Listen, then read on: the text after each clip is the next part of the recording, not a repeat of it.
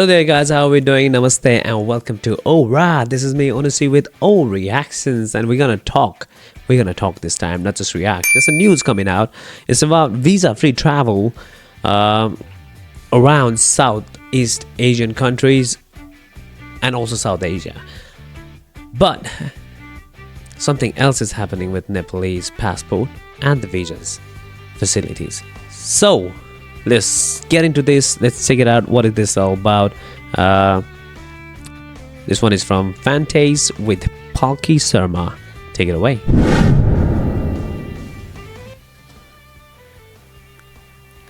Now let's turn our attention to travel. What's one of the worst parts of international trips? For many in the global south, it's the paperwork. You need to plan a trip months in advance, make all your bookings, then apply for the dreaded visa. Your itinerary is scrutinized. You're asked to chart out your destinations. In short, it is an ordeal. But of late, things are looking up. Countries are still recovering from the Wuhan virus pandemic. They're trying to revive their tourism industry. And you see that? Indian news media, they're still calling it Wuhan virus pandemic. You're better than that, Palki Sharma. You're better than that. Let's just call it COVID and just not ignite. Now you guys are a member of BRIC. You work together with Russia and China.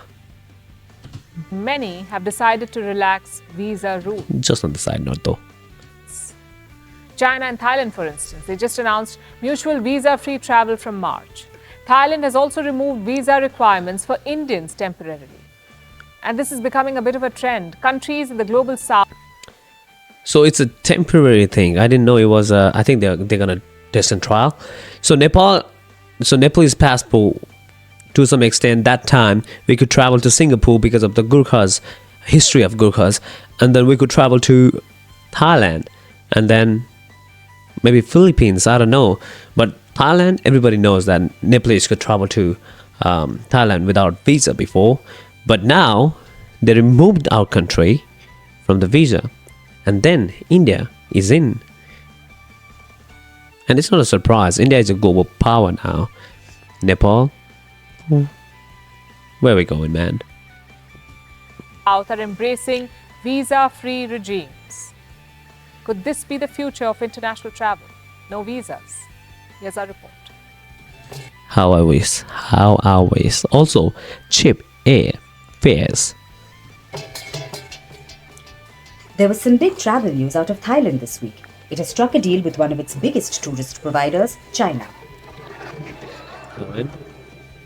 Bangkok and Beijing have announced Okay, now this one is funny. Like the guy is walking and there's a moped. They're putting the moped right in their face. I mean, like it could be cultural difference, but this is funny, man. It's annoying as well, but that's how they greet you.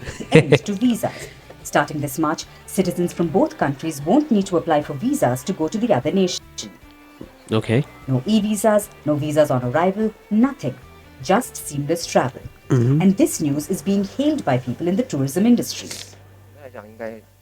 Search volume for flights from Shanghai to Bangkok and Beijing to Bangkok has been increased by more than 40% instantly.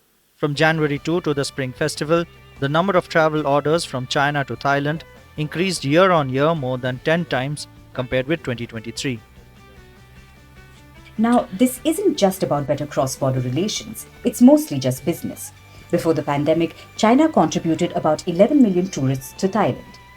That number has been in a free fall for a while now. In 2022, the number barely crossed 250,000, so it was time for desperate measures. Thailand first announced a temporary visa waiver last September. It was a one-way deal. China didn't reciprocate until the scheme showed success. There was a surge in Chinese travelers to Thailand after the waiver. Seeing this, China got on board, and now citizens of both nations are free to travel to the other visa-free. Thailand is very smart. They want to get in Chinese tourists, and then they want to get in Indian tourists. Both powerhouses, both have huge populations, and both travel a lot. Most of the tourists in Australia are from China, and then they spend as well. You know, they want to explore, and Thailand would be a good option for them. It's a good, what do you call that? I don't know. a foreign policy Thailand's government is adopting. Also, shout out to the King of Thailand. While Bangkok is eyeing Chinese tourists, Thailand Well, no disrespect. isn't the only nation that Beijing is targeting. In November, China removed visa requirements for people from 6 nations: Okay. France, Germany, Italy, the Netherlands, Spain, and China is opening to the world now. France, Germany, Italy, Netherlands, Spain, and Malaysia. Malaysia. Malaysia is the only one from the global south, and visitors from there have become a welcome sight for China's tourism Okay. industry. Since 1st December, the number of travelers entering China from countries that enjoy the visa-free policy at Shenzhen airport has exceeded by 20,000, with a month-on-month growth of over 20%. The number of people entering from Kuala Lumpur, Malaysia alone has jumped by nearly 30%. Tourists from the global south are bringing in much needed money. They are helping revive a tourism sector battered by COVID. So it's only natural to try and make it easier for travelers to enter the country. Indians are also much sought after. They can travel visa-free to Thailand. Oh, Malaysia too is allowing visa-free travel to Indians. So are Sri Lanka and Vietnam. I'm really sorry, guys. I think I'm seeing some kind of like technical difficulties that's happening on my computer. I think my computer is rebooting. I don't know what's going on. Sorry for that. It's lagging. I gotta take my computer to service. Yeah, let's get back to this video. Sorry for the poor quality. And this will likely lead to a lot of benefits. Tourism will of course thrive. It has been since the Southeast Asian nations opened up to India. Visa-free travel helps people pull off spur-of-the-moment trips. Nothing quite like squeezing in a beach trip between 2 hectic work weeks. But these aren't permanent arrangements for Indian travelers just as yet.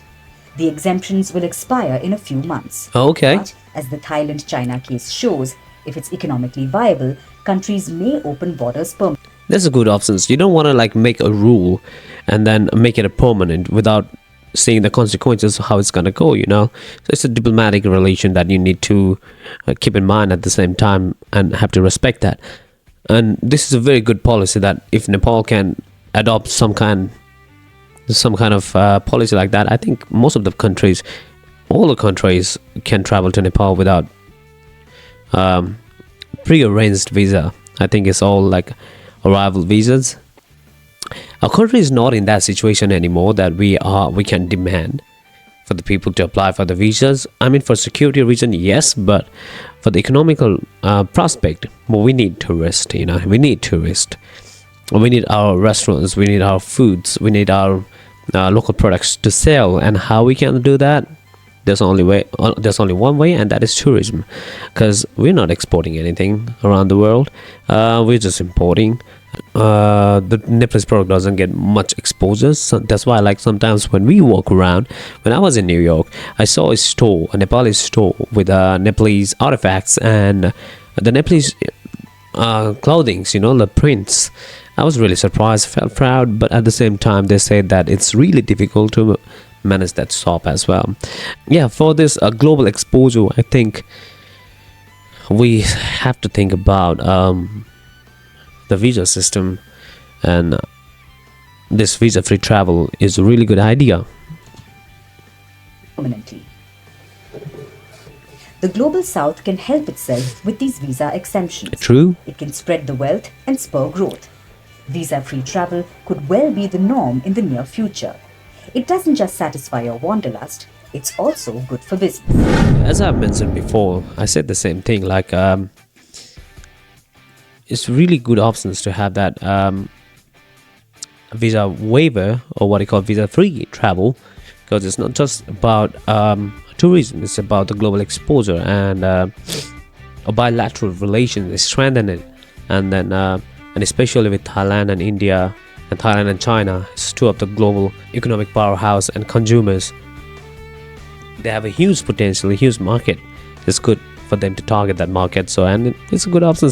Nepal has to think something along the line, but we are far off at the moment. We can't even think about that. We need a political stability. We need to find what we want. where the situation in Nepal is like, are we going back to the monarchy, or are we still thinking about whatever the Republican, Democratic, Liberal, everything, what, I don't know, all that thing that you want to do it, like if you want to do it better, or you want to go back to the old regime. And we still need to decide on that. So we can't think about these things at the moment. Only we can think is like make the security tight. Let's get the basics right. That is health, education, food, shelter for the people, including the new advancement in the technologies, making life much more simpler and efficient. Well, that was that, guys. What do you think about it? The visa-free travel, I love it. I hope more and more country joins that. And also for the travel agencies and the airline agencies, get the airfare a bit reasonable, man. Come on. Okay, saying that, I'll see you next time. Until then, stay humble, keep smiling. Namaste.